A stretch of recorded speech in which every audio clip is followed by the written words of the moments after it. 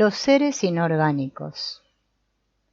Al día siguiente le pedí una y otra vez a don Juan que me explicara nuestra apresurada salida a la casa de Genaro. Se negó a siquiera mencionar el incidente, y Genaro tampoco me ayudó. Cada vez que le preguntaba me guiñaba el ojo y se sonreía con una mueca de idiota. Por la tarde don Juan vino al patio trasero de la casa, donde yo estaba hablando con sus aprendices, como si les hubieran dado una señal. Todos los aprendices se fueron al instante. Don Juan me tomó del brazo y comenzamos a caminar a lo largo del corredor. No dijo nada. Durante un tiempo simplemente caminamos, casi como si estuviéramos en la plaza pública. Don Juan de repente paró de andar y se volvió hacia mí. Di una vuelta a mi alrededor, mirándome de pies a cabeza. Yo sabía que me estaba viendo. Sentí una extraña fatiga. Una flojera que no había sentido hasta que sus ojos quedaron fijos en mí. De pronto comenzó a hablar. Creo que ayer Genaro y yo erramos contigo. Y digo esto porque te asustaste demasiado al entrar en lo desconocido.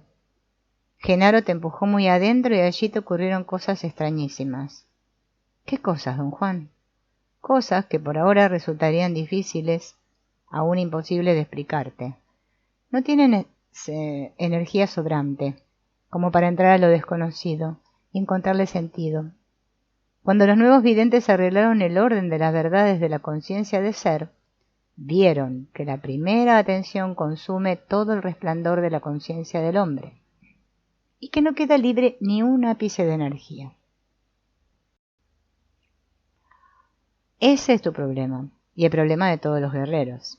De modo que los nuevos videntes propusieron que si los guerreros quieren penetrar en lo desconocido, tienen que conservar su energía. Pero, ¿de dónde van a conseguir energía si toda ella ya está usada? La conseguirán, dicen los nuevos videntes, destruyendo hábitos innecesarios. Dejó de hablar y me pidió preguntas. Le pregunté qué le hacía al resplandor de la conciencia al destruir hábitos innecesarios. Contestó que destruir hábitos desprende a la conciencia de la absorción en sí misma y le permite libertad al resplandor para enfocarse en otras cosas. Lo desconocido está eternamente presente, pero queda fuera de nuestro alcance normal. Lo desconocido es la parte superflua del hombre común, y es superflua porque el hombre común no tiene suficiente energía libre para comprenderlo. Puesto que has pasado años enteros en el camino del guerrero, ahora tienes suficiente energía libre para captar lo desconocido, pero no la suficiente como para entenderlo, o siquiera para recordarlo. Me explicó que en el sitio ese de la roca plana yo había entrado muy profundamente en lo desconocido, pero como yo estaba dado al vicio de la exageración, hice lo peor que uno puede hacer. Me había aterrado desmedidamente. Por eso salí del lado izquierdo, con la prisa del alma que lleva al diablo, desafortunadamente llevando conmigo una legión de seres extraños. Le dije a don Juan que no se andara por las ramas, que me dijera exacta y directamente qué quería decir con una legión de seres extraños. Se encogió de hombros y siguió paseando conmigo. Al explicar la conciencia del ser, se supone que estoy poniendo todo, casi todo, en su lugar. Antes de hablar de esos seres, hablaremos un poco de los antiguos videntes. Me llevó entonces al cuarto grande y ahí nos sentamos y comenzó su elucidación. Los nuevos videntes han estado siempre aterrados por el conocimiento que los antiguos videntes habían acumulado a lo largo de los años, dijo don Juan. Eso es muy natural. Los nuevos videntes han sabido siempre que ese conocimiento solo lleva a la destrucción total. Pero aún así, siempre lo encontraron fascinante, especialmente a las prácticas. ¿Cómo supieron de esas prácticas los nuevos videntes?, pregunté. Son el legado de los antiguos toltecas, contestó. Los nuevos videntes las van conociendo conforme avanzan. Casi nunca las usan, pero las prácticas están ahí, como parte del conocimiento en general. ¿Qué tipo de prácticas son, don Juan? Son fórmulas inescrutables, encantaciones, largos procedimientos que tienen que ver con el manejo de una fuerza muy particular y enigmática. Por lo menos era enigmática para los antiguos toltecas, que la enmascararon y la hicieron más aterradora de lo que es en realidad. ¿Qué es esa fuerza misteriosa? Es una fuerza que se encuentra presente en todo lo que existe. Los antiguos videntes jamás se propusieron desentrañar el misterio de la fuerza que los hizo crear sus prácticas secretas. Simplemente lo aceptaron como algo sagrado. Pero los nuevos videntes lo observaron de cerca y lo llamaron voluntad. La voluntad de las emanaciones del águila, o el intento. Don Juan siguió explicando que los antiguos toltecas habían dividido su conocimiento secreto en 5 grupos de 2 categorías cada uno: la tierra y las regiones de tinieblas, el fuego y el agua, lo de arriba y lo de abajo, el ruido y el silencio, lo móvil y lo estacionario.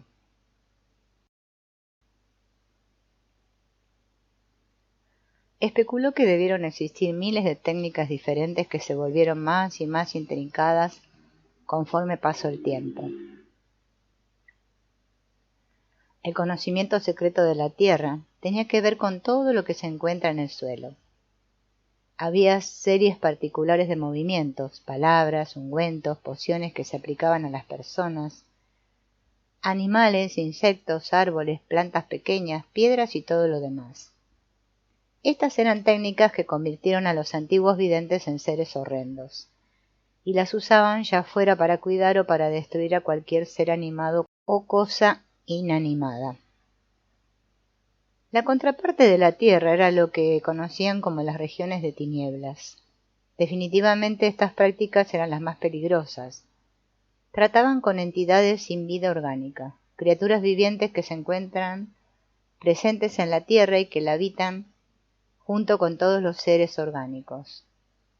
Sin duda alguna, uno de los hallazgos más valiosos de los antiguos videntes, al menos para ellos, fue el descubrimiento de que la vida orgánica no es la única forma de vida presente en esta tierra. No le comprendí del todo, esperé a que aclarara lo que había dicho. Los seres orgánicos no son las únicas criaturas que tienen vida. Como, dándome tiempo, hizo una pausa. Yo contesté con un largo alegato acerca de la definición de la vida y del estar vivo. Hablé de la reproducción, el metabolismo y el crecimiento, los procesos que distinguen a los organismos vivos de las cosas inanimadas. Estás sacando todo eso solo del orgánico, me dijo. Esa no es la única categoría. No deberías basar todo lo que dices en esa sola categoría.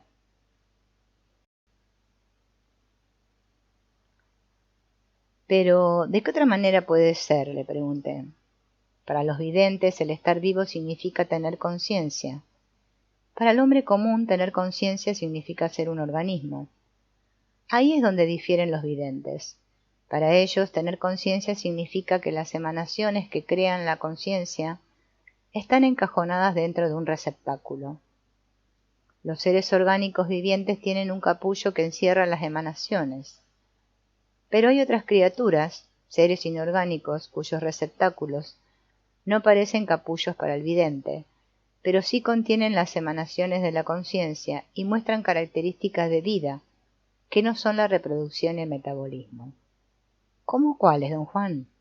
Como las emociones desgarradoras, la tristeza, la alegría, la ira, etc. Y que no se me olvide la mejor, el amor, un tipo de amor que el hombre ni siquiera puede concebir. ¿En serio, don Juan? A lo inorgánicamente serio, contestó. Si consideramos como clave lo que los videntes ven, continuó, la vida es en verdad extraordinaria. Si esos seres vivos están vivos, ¿por qué no se dejan conocer por el hombre? Lo hacen todo el tiempo, y no solo se dejan conocer por los videntes, sino también por el hombre común. El problema es que toda nuestra energía utilizable es consumida por la primera atención. El inventario del hombre no solo la usa toda, también endurece al capullo al grado de volverlo inflexible. Bajo esas circunstancias no hay interacción posible. Me recordó que en el curso de mi aprendizaje con él yo había tenido incontables veces una visión directa de los seres inorgánicos. Repuse que yo había explicado racionalmente casi todos esos casos. Incluso había formulado la hipótesis de que sus enseñanzas, mediante el uso de plantas alucinógenas, estaban construidas para forzar a los aprendices a considerar como norma una interpretación primitiva del mundo. Le dije que no la había llamado formalmente una interpretación primitiva, pero que en términos propios de la antropología la designé como una visión del mundo más apropiada para sociedades de cazadores y recolectores de comida. Don Juan se rió hasta que se quedó sin aliento. Realmente no sé si eres peor en tu estado de conciencia normal o en uno de conciencia acrecentada. En tu estado normal no eres desconfiado, sino aburridamente razonable.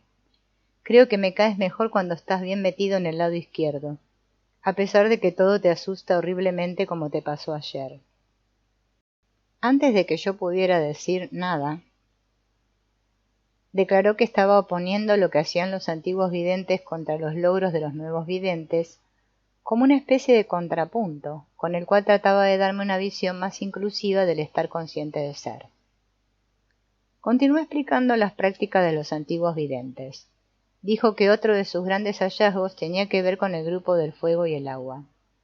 Descubrieron que las llamas tienen una cualidad muy peculiar. Pueden transportar el cuerpo de un vidente al igual que el agua. Don Juan lo llamó magnífico descubrimiento. Yo comenté que existen leyes básicas de la física que probarían que eso es imposible. Me pidió que esperara a que hubiera explicado todo antes de llegar a conclusión alguna. Me dijo que yo tenía que enfrentar mi excesiva racionalidad porque me afectaba de manera constante en mis estados de conciencia acrecentada. No se trataba de mis reacciones a influencias externas, sino de sucumbir ante mis propios recursos. Siguió adelante, explicando que los antiguos toltecas, aunque ciertamente veían, no comprendieron lo que veían. Simplemente usaron sus hallazgos sin tomarse la molestia de relacionarlos a una visión más amplia. En el caso de su categoría de fuego y agua, dividieron el fuego en calor y llama y el agua en humedad y fluidez. Correlacionaron el calor con la humedad y los llamaron propiedades menores.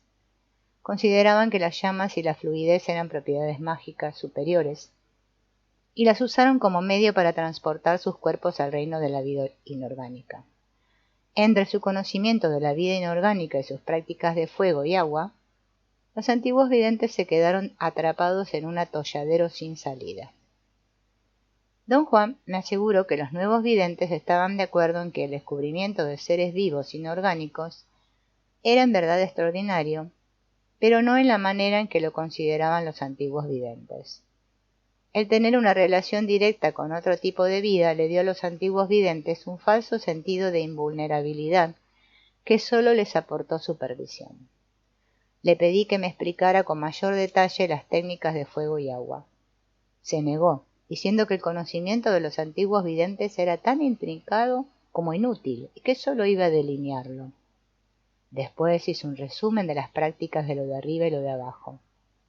Lo de arriba se trataba de conocimientos secretos acerca del viento, la lluvia, los relámpagos, las nubes, el trueno, la luz del día y el sol. Lo de abajo tenía que ver con la niebla, el agua de los manantiales, los pantanos, los rayos, los terremotos, la noche, la luz lunar y la luna. El ruido y el silencio eran una categoría que tenía que ver con el manejo de los sonidos y del silencio. Lo móvil y lo estacionario eran prácticas que se ocupaban de aspectos misteriosos del movimiento y la inmovilidad. Le pregunté si podía darme un ejemplo de cualquiera de las técnicas que había delineado. Me contestó que en todos los años de andar juntos ya me había dado docenas de demostraciones. Insistí que eso tenía muy poco valor para mí, puesto que yo ya había explicado racionalmente todo lo que me había sucedido. No me contestó. Parecía o estar enojado conmigo para hacerle preguntas o bien seriamente dedicado a buscar un buen ejemplo. Después de un rato sonrió y dijo que ya había visualizado el ejemplo adecuado. La técnica que tengo en mente tiene que ponerse en acción en un arroyo que no sea nada hondo. Hay uno cerca de la casa de Genaro. ¿Qué tendré que hacer? Tendrás que conseguir un espejo de tamaño mediano. Me sorprendió su petición. Comenté que los antiguos toltecas no conocían los espejos. Pues no los conocían, admitió sonriendo. El espejo es lo que mi benefactor le agregó a la técnica. Lo único que necesitaban los antiguos videntes era una superficie que reflejara las imágenes. Explicó que la técnica consistía en sumergir una superficie brillante en las aguas poco hondas de un arroyo. La superficie podía ser cualquier objeto plano que tuviera una mínima capacidad para reflejar imágenes. Quiero que construyas un marco sólido de metal para un espejo de tamaño mediano. Tiene que ser impermeable, así que debes de sellarlo con broa. Tú mismo tienes que hacerlo, con tus propias manos. Cuando lo hayas hecho, tráelo y seguiremos adelante. ¿Qué va a pasar, don Juan? ¿Qué? ¿A poco ya te entró el miedo? Y eres tú el que me pidió un ejemplo de una antigua práctica tolteca. Yo le pedí lo mismo a mi benefactor. Creo que en cierto momento todos piden lo mismo. Mi benefactor me dijo que él también pidió una muestra. Su benefactor, el nahual Elías, le dio una. A su vez mi benefactor me dio la misma a mí y ahora te la voy a dar a ti. En la época en que mi benefactor me la enseñó, yo no sabía cómo lo hizo. Ahora lo sé.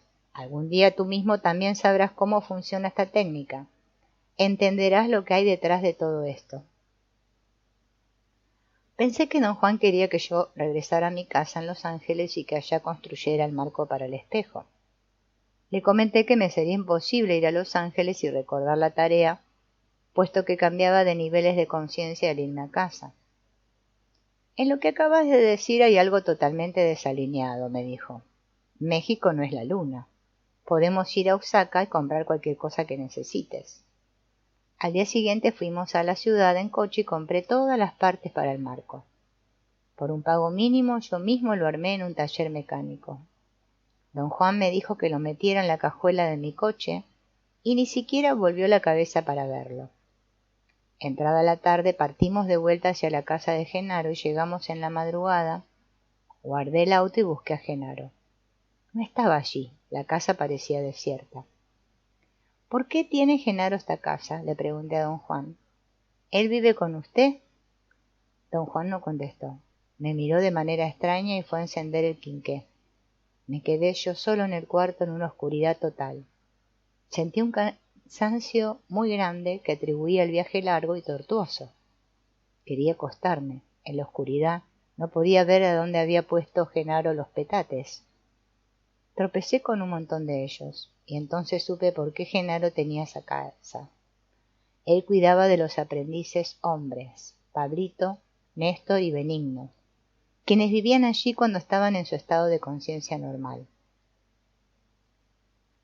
Me sentí eufórico, ya no estaba cansado.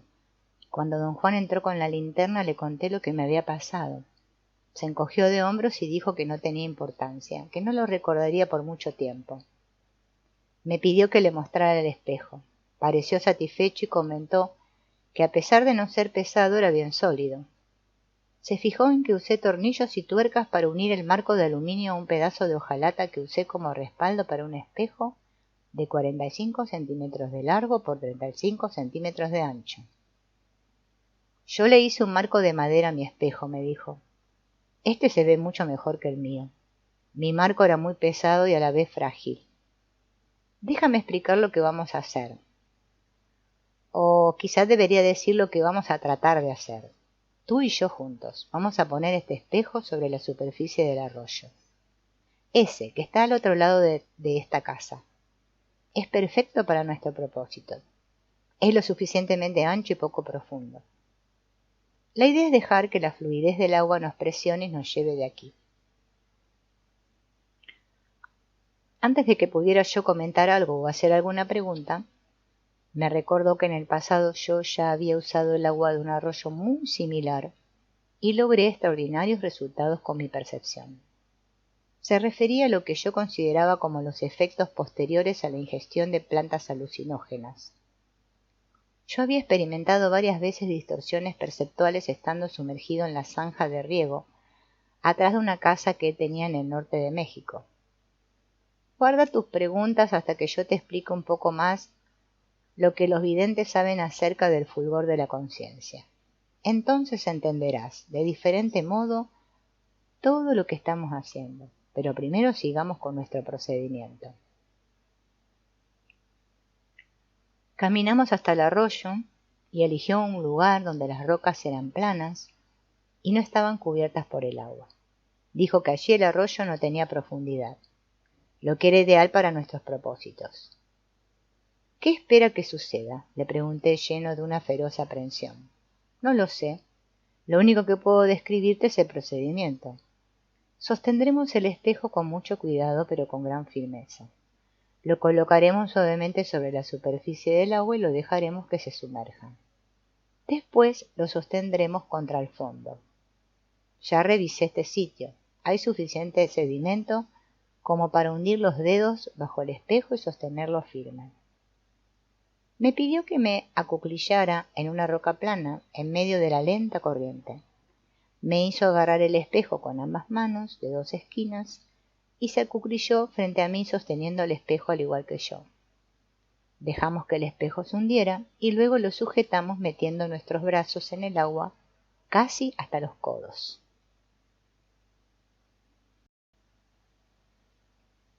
Me ordenó que borrara todos mis pensamientos y mirara con fijeza la superficie del espejo. Repitió una y otra vez que el asunto consistía en no pensar en nada. Miré con fijeza al espejo. La lenta corriente desordenaba ligeramente la reflexión de la cara de don Juan y la mía. Después de unos minutos de contemplación ininterrumpida, me pareció que poco a poco se aclaraba la imagen de su cara y la mía. Creció el tamaño del espejo hasta que abarcó por lo menos una cuadratura de 1 metro. La corriente parecía haberse detenido, y el espejo se veía tan claro como si estuviera colocado encima del agua. Lo que me parecía aún más extraño era la precisión y agudeza de nuestras imágenes. Era como si hubieran amplificado mi cara, no en tamaño, sino en enfoque. Podía ver los poros de la piel de mi frente. Don Juan me susurró que no fijara mi vista en mis ojos o los suyos, sino que dejara vagar mi mirada sin enfocar ninguna parte de nuestras imágenes. Mira intensamente sin mirar con fijeza, ordenó. Hice lo que dijo, sin detenerme a pensar en la aparente contradicción. En ese momento algo adentro de mí estaba atrapado en ese espejo, y la contradicción tenía sentido. ¿Es realmente posible mirar intensamente sin mirar con fijeza?, pensé, y al momento en que quedó formulado ese pensamiento, otra cabeza apareció, junto a la de don Juan y a la mía, en el lado inferior del espejo a mi izquierda.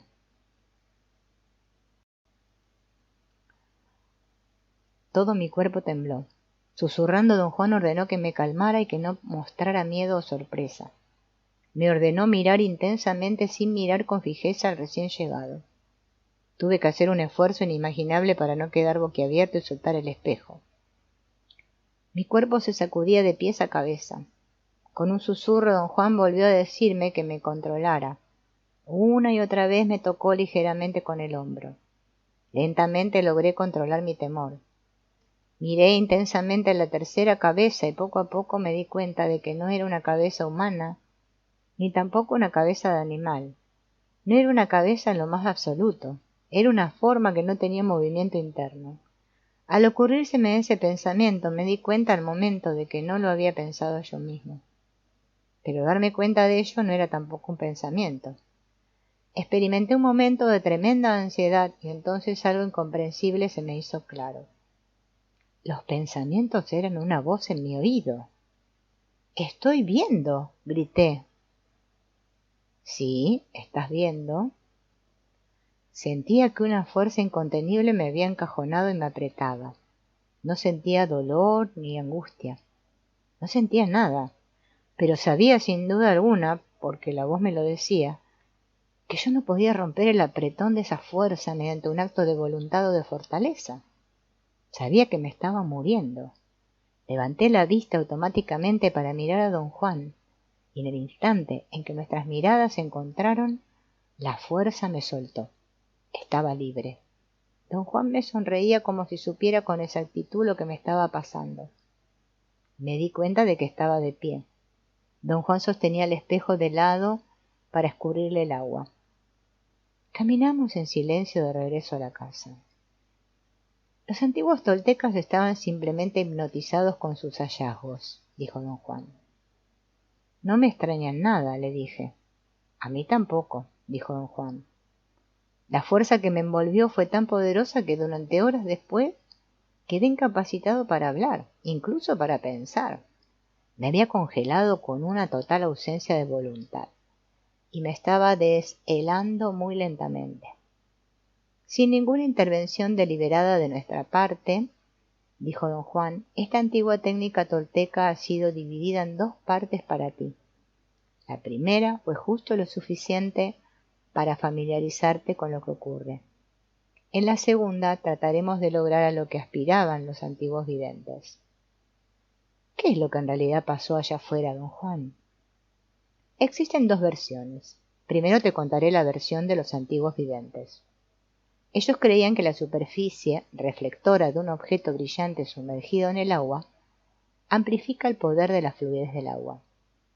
Lo que solían hacer era mirar intensamente extensiones de agua y la superficie reflectora sumergida en ellas les servía como ayuda para acelerar el proceso de contemplar. Creían que nuestros ojos son las llaves que abren las puertas de lo desconocido. Contemplar el agua permitía que sus ojos abrieran el camino. Don Juan dijo que los antiguos videntes observaron que la humedad del agua solo humedece o empapa, que la fluidez del agua mueve. Supusieron que la fluidez corría en busca de otros niveles debajo del nuestro.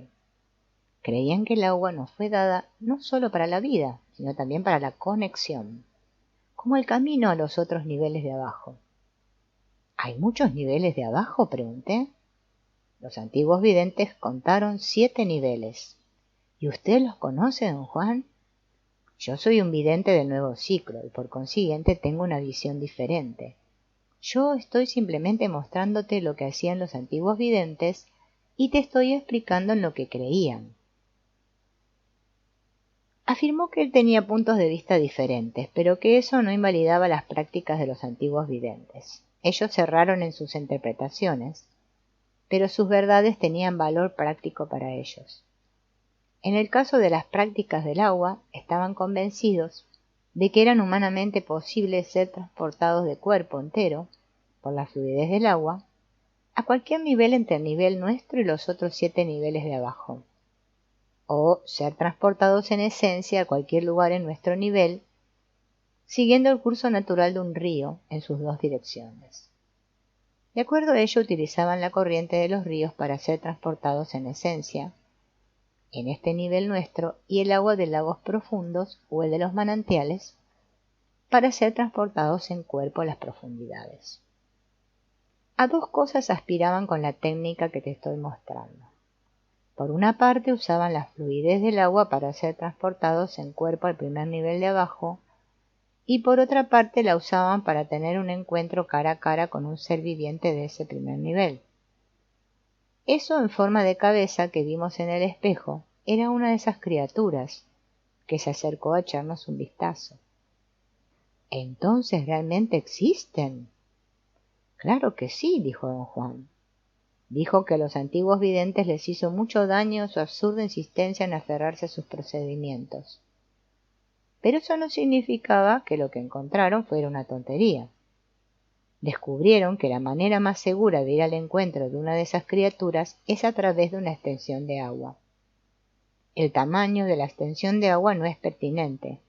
Un océano o una laguna cumplen la misma función. Él había escogido un arroyo porque odiaba mojarse. Hubiéramos obtenido los mismos resultados en un lago o en un río. Esas otras vidas se acercan a indagar lo que ocurre cuando los seres humanos llaman. La técnica tolteca es como tocarles la puerta. Los antiguos videntes decían que la superficie brillante en el fondo del agua servía como anzuelo y como ventana. Así que los seres humanos y esas criaturas se citan en una ventana. ¿Fue eso lo que me ocurrió?, pregunté. Los antiguos videntes hubieran dicho que te jaló el poder del agua y el poder del primer nivel, además de la influencia magnética de la criatura en la ventana. Pero escuché una voz en el oído que decía que me estaba muriendo. La voz tenía razón, te estabas muriendo y hubieras fallecido si no estuviera yo aquí. Ese es el peligro de practicar las técnicas de los toltecas. Son extremadamente efectivas, pero la mayor parte del tiempo son mortales. Le dije que me daba vergüenza confesar que había estado aterrado. Ver ese bulto en el espejo y tener la sensación de una fuerza envolvente a mi alrededor habían resultado ser demasiado para mí el día anterior. No quiero alarmarte, dijo, pero todavía no te ha pasado nada. Si lo que me pasó a mí va a ser el punto de referencia de lo que te va a pasar a ti, más vale que te prepares para un susto mortal. Es mejor que te tiemblen las piernas ahora que morir de miedo mañana. El pánico que me envolvió fue tan aterrador que ni siquiera podía hablar para plantear las preguntas que se me ocurrían. Luché por recobrar la voz. Don Juan se rió tanto que comenzó a toser. Su cara se puso morada.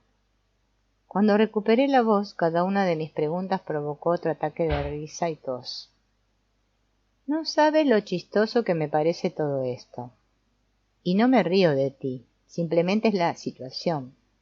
Mi benefactor me hizo pasar lo mismo y al verte no puedo evitar verme a mí mismo. Le dije que me sentía mal hasta el estómago. Dijo que eso estaba muy bien, que era natural tener miedo, y que al controlar el miedo era un error que no tenía sentido. Los antiguos videntes quedaron atrapados al suprimir su terror, cuando lo natural hubiera sido volverse locos de miedo. Controlaron su miedo, en vez de cambiar o abandonar sus cómodos esquemas. ¿Qué vamos a hacer con el espejo?, le pregunté. Lo vamos a usar para efectuar un encuentro cara a cara entre tú y la criatura esa que solo vislumbramos ayer. ¿Qué ocurre en un encuentro cara a cara? Lo que ocurre es que una forma de vida, la forma humana, se encuentra con otra forma de vida. Los antiguos videntes dirían que en este caso es una criatura del primer nivel de la fluidez del agua.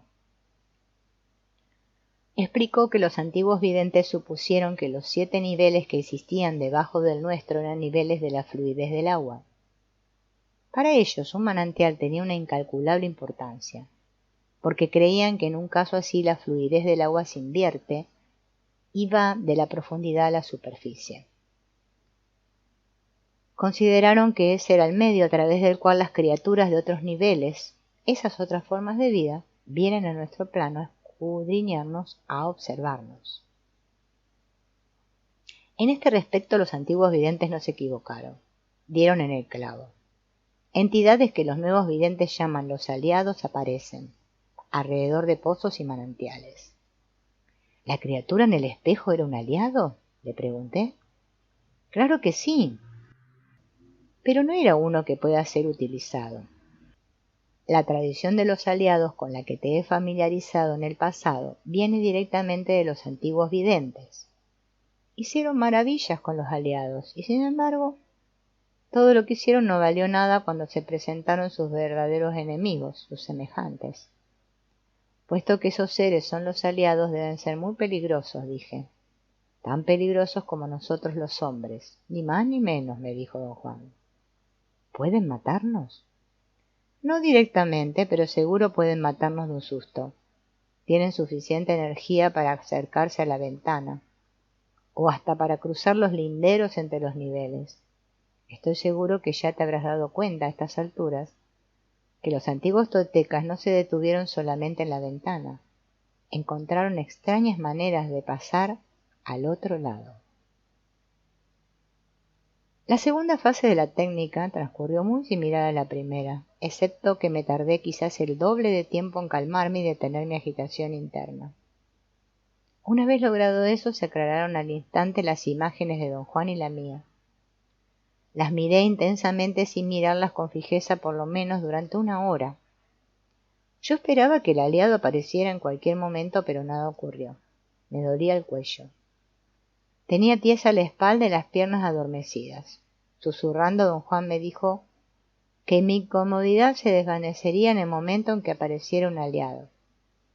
Eso fue absolutamente cierto. La impresión de ver surgir un bulto redondo al margen del espejo dispersó todas mis incomodidades. ¿Qué hacemos ahora?, pregunté. No te pongas tenso y no enfoques tu mirada en nada, ni siquiera por un instante. Observa todo lo que aparece en el espejo. Mira intensamente sin mirar con fijeza. Le obedecí. Observé todo dentro del marco del espejo. Había un peculiar zumbido en mis oídos. Don Juan me dijo que tenía que mover los ojos en la dirección de las manecillas del reloj si sentía que me envolvía una fuerza insólita, pero que bajo ninguna circunstancia debía levantar la cabeza para mirarlo. Después de un momento me di cuenta de que el espejo reflejaba algo más que las imágenes de nuestras caras y la del bulto redondo. Su superficie se oscureció. Aparecieron puntos de una intensa luz violeta. Crecieron. También había puntos de profunda negrura.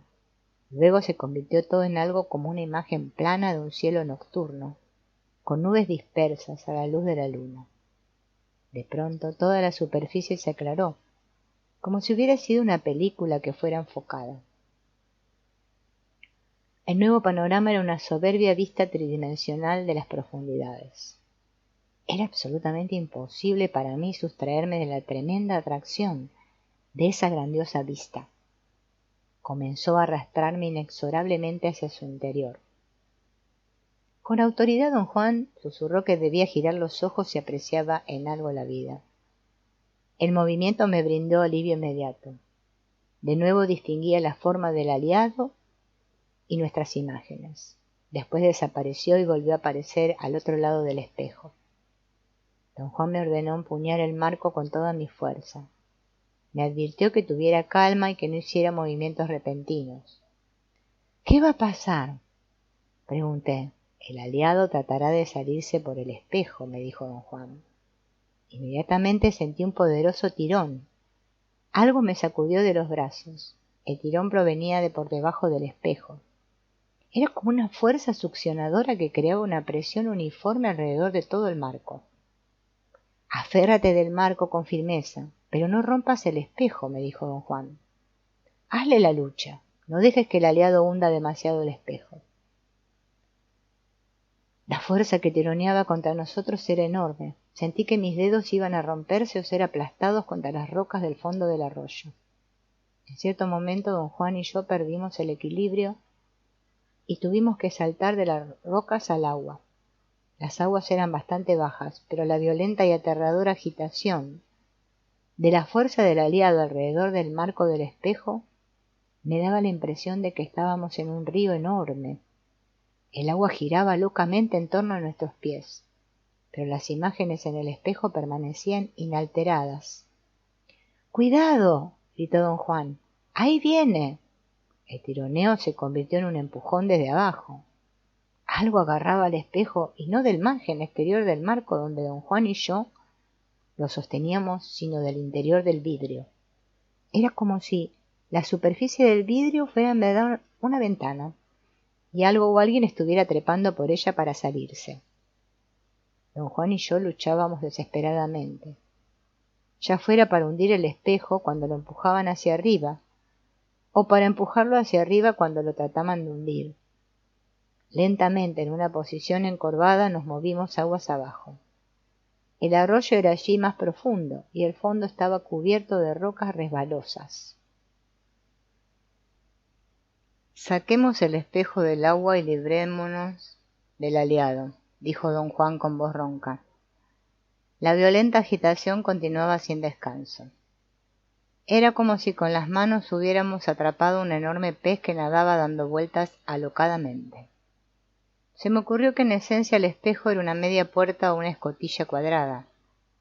Definitivamente una extraña forma trataba de salir por ella trepándose desde el fondo. Se apoyaba en el margen de la media puerta con un peso formidable, y era lo suficientemente grande para bloquear las imágenes de don Juan y la mía. Yo solamente distinguía una masa que trataba de empujarse hacia arriba. El espejo estaba hundido, pero no reposaba en el fondo del arroyo. Mis dedos no estaban oprimidos contra las piedras. El espejo estaba a media agua, detenida por las fuerzas opuestas del aliado y de nosotros. Don Juan dijo que iba a extender sus manos por abajo del espejo y que yo debía asirlas rápidamente para lograr así un mejor punto de apoyo para alzar el espejo con nuestros antebrazos. Cuando lo soltó, el espejo se inclinó hacia su lado. Rápidamente busqué sus manos, pero no había nada por debajo. Titubeé un segundo más de la cuenta y el espejo voló de entre mis manos. «Agárralo, agárralo», gritó don Juan. Cogí el espejo justo cuando iba a estrellarse sobre unas rocas. Lo saqué del agua, pero no con la rapidez suficiente. El agua parecía goma. Al sacar el espejo también saqué una porción de una pesada sustancia gomosa que simplemente me arrebató el espejo de las manos, regresándolo al agua. Mostrando una extraordinaria agilidad, don Juan pescó al espejo y lo levantó de lado sin ninguna dificultad.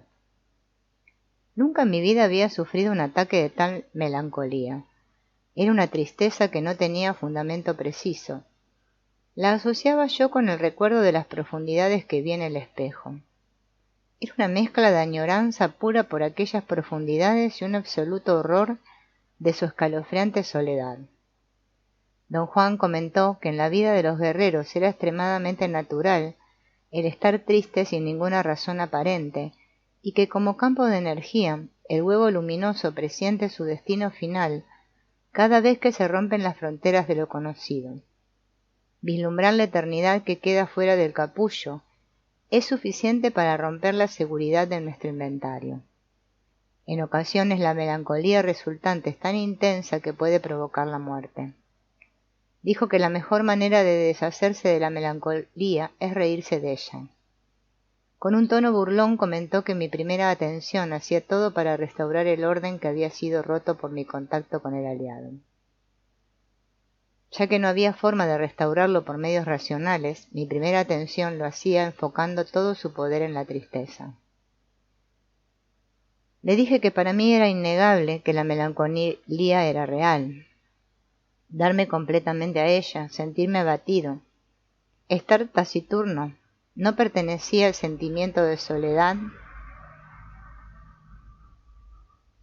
que se me venía encima al recordar aquellas profundidades. Finalmente estás aprendiendo algo, dijo. Tienes razón. No hay nada más solitario que la eternidad, y nada es más cómodo para nosotros que la condición humana. Esto es ciertamente otra contradicción. ¿Cómo puede el hombre conservar los vínculos de su humanidad y al mismo tiempo aventurarse con gusto y con propósito en la absoluta soledad de la eternidad? Cuando logres resolver este acertijo, estarás listo para el viaje definitivo. Con total certeza, supe entonces la razón de mi tristeza. Era un sentimiento recurrente en mí, algo que siempre olvidaba hasta el momento de enfrentarlo de nuevo. La insignificancia de la humanidad ante la inmensidad de esa cosa en sí misma que vi reflejada en el espejo. En verdad, los seres humanos no somos nada, dijo don Juan. Sé exactamente lo que estás pensando. Por supuesto, no somos nada, pero qué maravillosa contradicción, qué desafío, que unas nulidades como nosotros puedan enfrentarse a la soledad de lo eterno. Abruptamente cambió de tema, dejándome con la boca abierta. Comenzó a hablar de nuestro encuentro con el aliado. Dijo que en primer lugar la lucha con el aliado no era un chiste. No había sido realmente una cuestión de vida o muerte, pero tampoco fue un paseo al campo. Escogí esta técnica porque mi benefactor me la enseñó a mí. Cuando le pedí que me diera un ejemplo de las técnicas de los antiguos videntes, casi se partió de risa. Mi petición le recordaba tanto su propia experiencia. Su benefactor, el nahual Elías, también le había dado una ruda demostración de la misma técnica. Dijo don Juan que como él y su benefactor usaron madera para hacer el marco de sus espejos, debía haberme pedido hacer lo mismo, pero quiso saber lo que pasaría si mi marco era más resistente que el suyo o el de su benefactor. Los de ellos se rompieron y en ambas ocasiones el aliado salió. Explicó que en su caso el aliado despedazó el marco. Él y su benefactor se quedaron con 2 pedazos de madera en las manos mientras el espejo se hundía y el aliado salía por él. Comentó que en la reflexión de los espejos los aliados no son realmente aterradores, porque uno solo ve una forma, una especie de bulto. Pero una vez que salen, además de ser horrendos a la vista, son un verdadero dolor de cabeza. Me advirtió que una vez que los aliados salen de su nivel, les resulta muy difícil regresar. Lo mismo ocurre con el hombre. Si los videntes se adelantan y se adentran al nivel de esas criaturas, es posible que jamás se vuelva a saber de ellos. Mi espejo se deshizo con la fuerza del aliado, me dijo. Ya no existía la ventana y el aliado no podía regresar a su nivel, así que se me vino encima. Corrió a agarrarme, rodando como una bola. Huí en 4 patas a una velocidad inverosímil. Gritando como demonio subí y bajé laderas y cerros como poseído. Durante todo ese tiempo el aliado estaba a centímetros de mí. Don Juan dijo que su benefactor corrió tras él y el aliado, pero como ya era un anciano no podía moverse con suficiente rapidez. Sin embargo, tuvo el buen tino de gritar que iba a hacer una hoguera para deshacerse del aliado, y que don Juan debía correr en círculos hasta que todo estuviera listo. Se puso a juntar ramas secas mientras don Juan corría alrededor de una colina enloquecido de pavor. Don Juan confesó que en un momento dado se dio clara cuenta de que su benefactor, puesto que era un guerrero capaz de disfrutar cualquier situación concebible, se estaba divirtiendo enormemente a su costo. Se enojó tanto que el aliado dejó de perseguirlo y don Juan, lleno de ira, le echó en cara a su benefactor que era malicioso. Su benefactor no contestó, pero hizo una mueca de genuino horror al mirar por encima de don Juan al aliado que les hacía sombra a los dos. En vista de tal peligro, don Juan olvidó su enojo y comenzó de nuevo a correr en círculos. En verdad, mi benefactor era un viejito diabólico, dijo don Juan riendo. Había aprendido a reírse por dentro. No se le veía en la cara, y así podía fingir llorar o rabiar cuando realmente se estaba muriendo de risa. Ese día, mientras el aliado corría en círculos persiguiéndome, mi benefactor se quedó cruzado de brazos defendiéndose de mis acusaciones. Cada vez que pasaba yo corriendo ante él, solo escuchaba fragmentos de su larga defensa. Cuando hubo terminado, comenzó a discutir el procedimiento para deshacernos del aliado, que tenía que reunir una gran cantidad de ramas secas, que el aliado era grande, que la hoguera tenía que ser tan grande como el mismo aliado, que quizás la maniobra no resultaría. Solo mi miedo enloquecedor me mantuvo en pie. Finalmente, cuando vio que yo estaba a punto de caer muerto de agotamiento, encendió la hoguera y con las llamas me escudó del aliado. Don Juan dijo que permanecieron ante la hoguera durante la noche. Para él, el peor momento fue cuando su benefactor tuvo que ir en busca de ramas secas y lo dejó solo. Tuvo tanto miedo que le prometió a Dios que iba a dejar el camino del guerrero y se iba a convertir en agricultor. Por la mañana, cuando había agotado toda mi energía, el aliado logró empujarme al fuego y sufrí graves quemaduras, dijo don Juan. ¿Qué le pasó al aliado?, le pregunté. Mi benefactor nunca me dijo lo que le pasó, pero siento que sigue vagando por ahí, tratando de encontrar el camino de regreso. ¿Y qué pasó con la promesa que le hizo usted a Dios? Mi benefactor me dijo que no me preocupara, que había demasiadas cosas que yo aún no comprendía. Mi promesa era seria, pero no había nadie que escuchara tales promesas, porque no existe un Dios. Lo único que existe son las emanaciones del águila, y a ellas no hay manera de hacerles promesas. ¿Qué habría ocurrido si el aliado lo atrapa?, pregunté. Quizás me hubiera muerto de miedo. De haber sabido lo que le pasa a uno al ser atrapado, hubiera dejado que me alcanzara.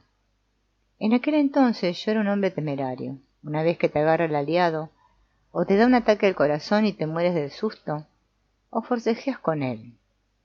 Después de un momento de violenta agitación, la energía del aliado mengua. Aparte de asustarnos, los aliados no pueden hacernos nada con su imitación de ferocidad. Nosotros tampoco los afectamos mucho. Estamos verdaderamente separados por un abismo. Los antiguos videntes creían que al momento en que la energía del aliado mengua, sus poderes pasan al hombre con quien forcejea. ¡Qué poderes ni qué poderes! A los antiguos videntes les salían aliados por las orejas, y el poder de los aliados no les valió un bledo. Don Juan explicó que una vez más les correspondió a los nuevos videntes aclarar esta otra confusión. Descubrieron que lo único que cuenta es la impecabilidad, esto es, la energía que se ahorra. Era cierto que hubo casos entre los antiguos toltecas de videntes que fueron salvados por sus aliados, pero eso no tuvo nada que ver con el poder de sus aliados, sino más bien con la impecabilidad de esos videntes que les permitió usar la energía de aquellas otras formas de vida. Los nuevos videntes descubrieron algo aún más importante, lo que hace a los aliados utilizables o inutilizables para el hombre. Los aliados inútiles, de los cuales hay extraordinarias cantidades, son aquellos compuestos de emanaciones que no tienen equivalente en los seres humanos. Son tan diferentes a nosotros que resultan completamente incomprensibles. La otra clase de aliados, notablemente escasa en número, está compuesta de seres que poseen emanaciones correspondientes a las nuestras. ¿Cómo utiliza el hombre a esa clase de aliados?, pregunté. Deberíamos usar otra palabra en vez de utilizar. Yo diría que lo que tiene lugar entre videntes y aliados de este tipo es un adecuado intercambio de energía. ¿Y cómo ocurre el intercambio? A través de las emanaciones que coinciden. Naturalmente, esas emanaciones están en el lado izquierdo del hombre, el lado que jamás se usa. Por esta razón, los aliados están totalmente vedados al mundo de la conciencia normal, o el lado de la racionalidad. Dijo que las emanaciones coincidentes les dan a ambos un terreno común. Luego, con la familiaridad, se establece un eslabón más profundo, que beneficia a ambas formas de vida. Los videntes buscan la cualidad etérea de los aliados. Pueden ser fabulosos guías y guardianes. Los aliados buscan la fuerza del amplio campo energético del hombre, e incluso con él pueden hasta materializarse. Me aseguró que videntes con experiencia ejercitan esas emanaciones coincidentes hasta que las hacen unirse. En ese momento tiene lugar el intercambio. Los antiguos videntes no supieron que existía tal proceso y desarrollaron complejas técnicas, como la que me había mostrado, para descender a las profundidades que yo vi en el espejo. Para ayudarse en su descenso, los antiguos videntes tenían una cuerda de fibra especial que se ataban alrededor de la cintura. Tenían una punta remojada en resina que cabía en el ombligo como un tapón. Los videntes tenían un asistente o varios que sostenían la cuerda mientras ellos se perdían en su contemplación. ¿Pero llegaron a descender corporalmente?, pregunté. Los hombres en general tienen enorme capacidad, especialmente si controlan la conciencia. Los antiguos videntes eran estupendos. En sus excursiones a las profundidades hallaron maravillas. Para ello era rutinario encontrarse con aliados. Desde luego que ahora ya te das cuenta de que decir las profundidades es usar una metáfora.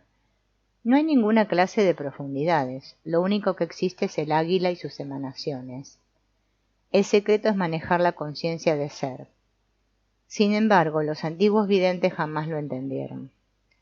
Le dije a don Juan que, basándome en lo que él me había contado de su experiencia con el aliado, y en mi propia impresión al sentir la violenta agitación del aliado en el agua, concluí que los aliados son muy agresivos. Ni tanto, me dijo, no es que tengan suficiente energía para ser agresivos, sino que tienen más bien un diferente tipo de energía. Son más como una corriente eléctrica. Los seres orgánicos son como ondas de calor. ¿Por qué lo persiguió el aliado durante tanto tiempo, don Juan? Eso no es ningún misterio. A los aliados los atraen las emociones. El terror básico es lo que más los atrae. Libera el tipo de energía más conveniente para ellos. El terror básico unifica las emanaciones en su interior. Como mi terror básico era ininterrumpido, el aliado comenzó a seguirlo, o mejor dicho, mi terror enganchó al aliado y no lo soltó. Dijo que los antiguos videntes, al descubrir que el terror animal es lo que los aliados disfrutan por encima de todo, Llegaron al extremo de intencionalmente nutrir a sus aliados, asustando a gente, a veces hasta matarlos. Los antiguos videntes estaban convencidos de que los aliados tenían sentimientos humanos, pero los nuevos videntes vieron que la energía liberada por las emociones simplemente engancha a los aliados. El cariño es igualmente efectivo, o el odio, o la tristeza, o la alegría. Don Juan dijo que si él hubiera sentido cariño por aquel aliado, el aliado lo hubiera perseguido de todos modos. Pero la persecución hubiera sido y tenido otro cariz. Yo le pregunté qué habría pasado si él hubiera controlado su terror. ¿Habría el aliado dejado de perseguirlo? Contestó que controlar el terror era una estratagema de los antiguos videntes. Aprendieron a controlarlo, al punto de poder repartirlo.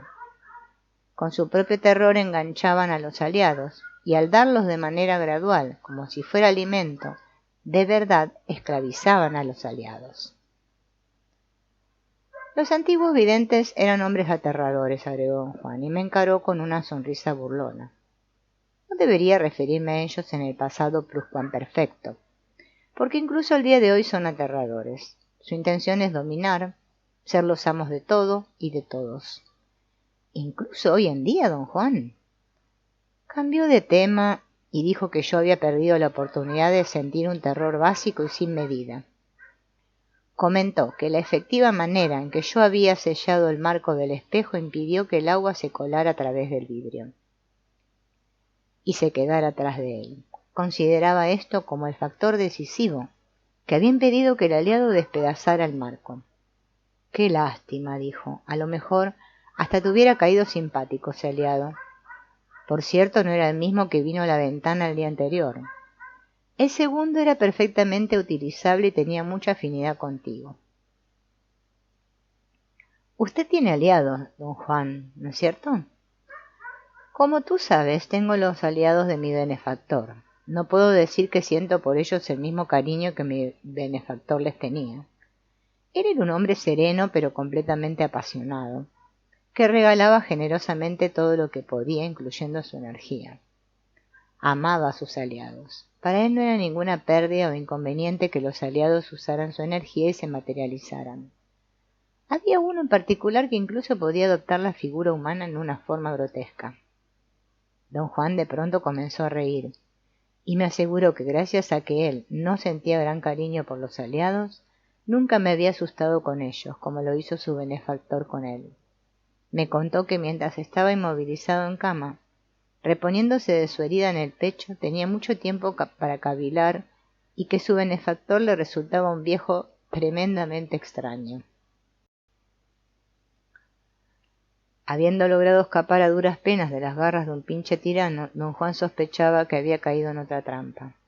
Su intención era esperar hasta haber recuperado sus fuerzas y entonces huir cuando el viejo no estuviera en casa.